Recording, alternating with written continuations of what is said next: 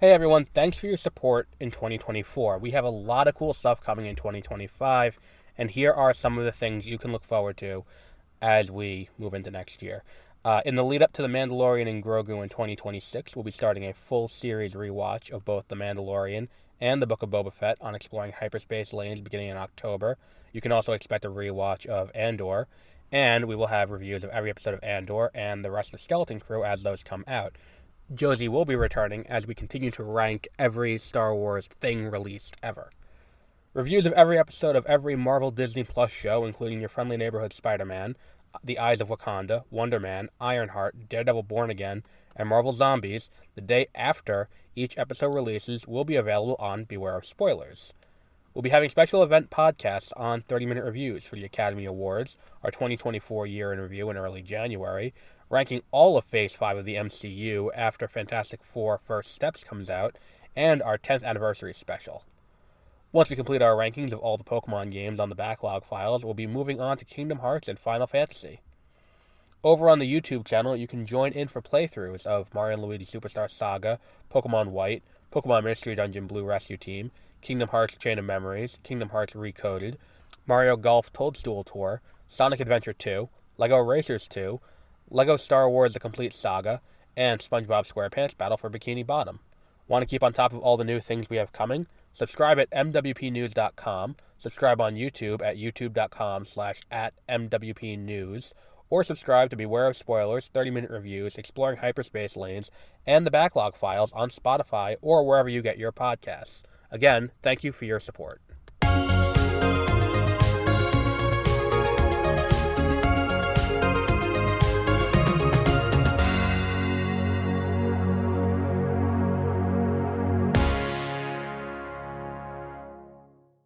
Good morning and welcome to Nope, wrong one. Welcome to the Backlog Files. I am Adam on this. It is a chilly end of January evening. So I said we're gonna do something different, and like part of it is I don't have as much time as I thought I was going to because I'm doing a million other things at the same time. Um, Trying to get a lot done, not as much as I would like to in the grand scheme of things. But the point I'm trying to make is I was gonna continue doing this Pokemon thing, but I think that it's like it hasn't run its course. It's just one of those things where it's like this is a cool idea, and then you get into the middle games, and you're like, oh, God, I gotta replay these, and it just becomes an ordeal. Especially since it's like that when you start out, like I've played these games so many times, I know them better than I know like my own town. I know all this stuff, and then they get to the middle ones, like I kind of stopped at this point because I was like in high school, and now I go back and find these games and play them. It's just a lot more to have to deal with. But the point is, um, we will eventually get through to some of these. It's just kind of a time consuming process. Um, but all of that said, we're going to continue on with other games we're going to talk about. And a lot of these are going to be older games. I concede that because, again, it's going to be games that I can talk about reasonably well, even if I've replayed them recently or not. And the point is, we're gonna talk about them here, and we're going to make sure we're all kind of on we're gonna talk about older games. So today we're gonna talk about. Sorry if I feel like I'm rambling. I'm very tired and had a little bit of a toothache today. We're gonna talk about Mario and Luigi Superstar Saga though, the game that for me was kind of a first foray into the world of um what's the only for here? Turn-based RPGs that didn't involve catching and collecting monsters. Because I did play Pokemon quite a bit, but the idea that like that same general formula of you know battling, leveling up, getting stronger, modifying your stats, that kind of thing. This is kind of a first introduction to that. So the general idea is Princess Peach has her voice stolen by this evil witch from the neighboring Bean Being Kingdom, and you and Luigi have to set out to try and save the day. steal her voice back, um, you know, defeat the witch. Bowser's in on it too. He's not in on it with them. It's just he wants to kidnap Princess Peach, so he's gonna help you, and hijinks ensue. And one of the things about this game that like really kind of carries it and kind of sets the tone for what this entire series becomes over the course of the next, decades that this game is going on is it it really just plays with the humor of what this is. Um like it is a profoundly funny game, and I think the fact that the game is so funny does put it in a situation where you can feel like you're laughing along with it. And while there are stakes to it, you don't feel like at any point you are particularly um bogged down by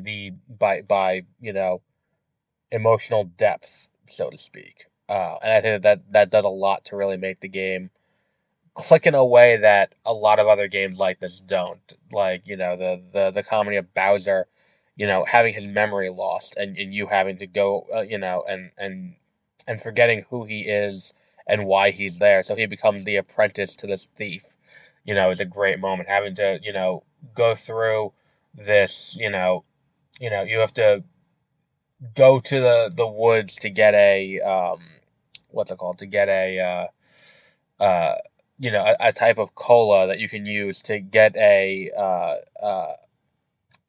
worm out of the queen who has been possessed. um the it All of it kind of clicks. Egad continually showing up anytime you make new coffee.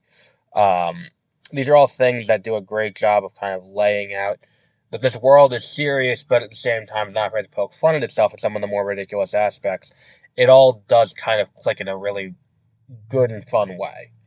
Um, I think the gameplay is smooth. I think that like one of the lost arts we kind of have now, this game doesn't really get hampered down with, is the idea that like you can trust the player to make decisions. You can trust the player to know what they're getting into and understand what they're trying to do. Like you're not over encumbered by learning the gameplay systems, and I think that is something that is great for this game. The idea that like you're gonna be brought in and you're going to be kind of not entirely left off to your own devices to figure out how to play. The game is going to tutorialize you through it, but it doesn't beat you over the head with it. Especially like we've talked about Pokemon recently. The idea that like there are Pokemon games that are you know way over encumbered with this idea of we got to sit here and make sure that you know everything. There's no option to get around it, and you can get around it in this game. You can just say, I know how to do this. I don't do this again. Like don't make me play. You know how we don't make me watch the tutorials for things I already know how to do. And to that end, I think that they do a great job of kind of playing the middle ground there. You're not going to be forced to sit through tutorials. You can just kind of get into it and get going. Um, I will say that the stat system is a little broken. It's very easy to get very overpowered very quickly. And the game's not perfect. There are segments that I'm not overly fond of. Like the whole thing where you have to go into the desert and escort Princess Peach. It feels kind of fillery. Where it's like, okay, now I gotta do all this, and I gotta, fight these fucking Goombas that have these spikes on their heads, and it feels like we're like, all right, let's pad this out a little bit before we get back to, before we get back to the main story. Oh, so now we're gonna go and we're going to, we're gonna have this side thing, and then it's like, oh, and now the Bean Star is broken up, so now we have to go and find the Bean Star in all these places that we've already been to. And that said, like one of the things I do really like about this game is the fact that it does feel distinctly different from a good amount of the other Mario games. Um, while still in that same style, I think that like all the locations you go to here feel very uniquely set to this game and built for this game, yet don't feel completely out of place compared to the rest of the kingdoms we've seen and things we've seen in the rest of Mario's world. And I think that's something else that works very well for this. Um, it's a very fun game. I would recommend playing it. You can pick it up on Nintendo Switch Online. It is included with your subscription in the Game Boy Advance section. I would very much recommend playing it if you have not already. Um, but we'll wrap up there for today. You can check that out there. Next week we will be continuing. We'll do another Pokemon next week. We will do Black 2 and White 2. That was my laptop telling me there's a Java update ready. I didn't mute it. We'll be doing that. We're also going to talk about Madden 24 at some point in the near future. I've been playing a lot of Madden lately. Maybe it is just it's the end of the football season and that urge kind of hits me around this time of year. Um, but we'll be talking about Madden at some point in the near future. And I think we'll have some other stuff too coming down the line. If you enjoy what we do here, you can go to mwpnews.com and support us with, you can buy one of the books. If you go to Beware of Spoilers feed, you can donate directly. Anything helps out. It helps us out, afford cool things and get to do cool things. Um, and we'll be doing a lot of other things come later this year. We did miss Sundance because I did have some other issues arise, but we do have other things coming later on down the line. Um, yeah, we'll wrap up there, and until our next episode, have a great rest of your week.